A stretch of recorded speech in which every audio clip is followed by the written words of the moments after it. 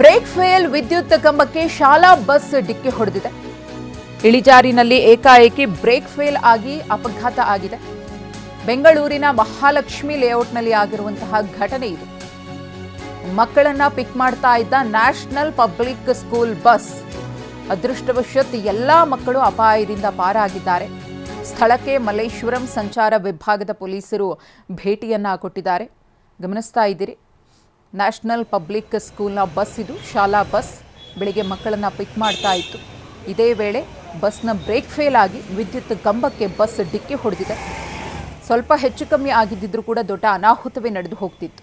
ಈ ಕುರಿತು ಮತ್ತಷ್ಟು ಮಾಹಿತಿಯನ್ನು ಕೊಡ್ತಾರೆ ನಮ್ಮ ಪ್ರತಿನಿಧಿ ಪ್ರದೀಪ್. ಎಷ್ಟೊತ್ತಿಗೆ ಆದಂತಹ ಘಟನೆ ಇದು? ಬಸ್ ಬ್ರೇಕ್ ಫೇಲ್ ಆಗಿದೆ ಅಂದರೆ ಬಸ್ ಕಂಡೀಷನ್ ಬಗ್ಗೆ ಪರಿಶೀಲನೆ ಮಾಡದೆ ಬಸ್ ತೆಗಿತಾರೆ ಹೇಗೆ ಅಂತ? ಖಂಡಿತ ಮುಚ್ಚಿ ಈ ರೀತಿಯಾದಂತಹ ಘಟನೆ ಬಗ್ಗೆ ಈಗ ಶಾಲಾ ಆಡಳಿತ ಮಂಡಳಿ ಪರಿಶೀಲನೆಯನ್ನು ಮಾಡಬೇಕಾಗಿದೆ. ಯಾಕಂತ ಹೇಳಿದ್ರೆ ಮಕ್ಕಳು ಇದ್ದಂತಹ ಒಂದು ಪರಿಸ್ಥಿತಿ ಇದ್ದಕ್ಕಿದ್ದಂಗೆ ಬ್ರೇಕ್ ಫೇಲ್ ಆಗುತ್ತೆ ಅಂದ್ರೆ ನಿಜಕ್ಕೂ ಅದು ಆಶ್ಚರ್ಯಕರ ವಿಚಾರಣೆ. ಯಾಕಂತ ಹೇಳಿದ್ರೆ ಮಕ್ಕಳು ಈಗ ಇತ್ತೀಚೆಗಷ್ಟೇ ಶಾಲಾ ಬಸ್ನಿಂದಾಗಿ ಒಂದು ಆಕ್ಸಿಡೆಂಟ್ ಕೂಡ ಆಗಿತ್ತು, ಮಕ್ಕಳು ಕೂಡ ಡೆತ್ ಆಗಿದ್ರು.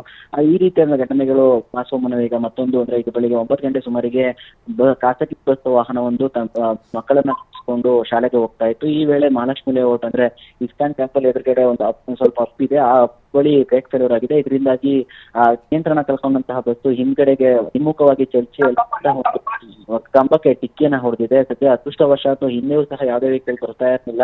ಜೊತೆಗೆ ಅಲ್ಲಿ ಲೈಟ್ ಕಂಬ ಇದ್ದರಿಂದ ಯಾವುದೇ ರೀತಿಯಾದಂತಹ ಬೇರೆ ಅವಘಡ ಕೂಡ ಸಂಭವಿಸಿಲ್ಲ. ಅದೃಷ್ಟವಶಾತ್ ಅಲ್ಲಿದ್ದಂತಹ ಮಕ್ಕಳು ಸಹ ಈಗ ಯಾವುದೇ ರೀತಿಯಾದಂತಹ ಅಪಾಯದಿಂದ ಪಾರಾಗಿರುವಂತದ್ದು. ಜೊತೆಗೆ ಮಕ್ಕಳಿಗೆಲ್ಲ ಬೇರೆ ವ್ಯವಸ್ಥೆ ಮಾಡಿ ಶಾಲೆಗೆ ಕಳಿಸಲಾಗಿದ್ದು, ಮಲ್ಲೇಶ್ವರಂ ಸಂಚಾರ ಪೊಲೀಸರು ಸ್ಥಳಕ್ಕೆ ಭೇಟಿ ನೀಡಿ ಈಗ ಬಸ್ ಅನ್ನು ಕೂಡ ತೆರವು ಮಾಡಿ ಈ ಬಗ್ಗೆ ಘಟನೆ ಸಂಬಂಧಪಟ್ಟಂತೆ ಒಂದಷ್ಟು ವಿಚಾರಣೆಯನ್ನ ನಡೆಸ್ತಾ ಇದ್ದಾರೆ.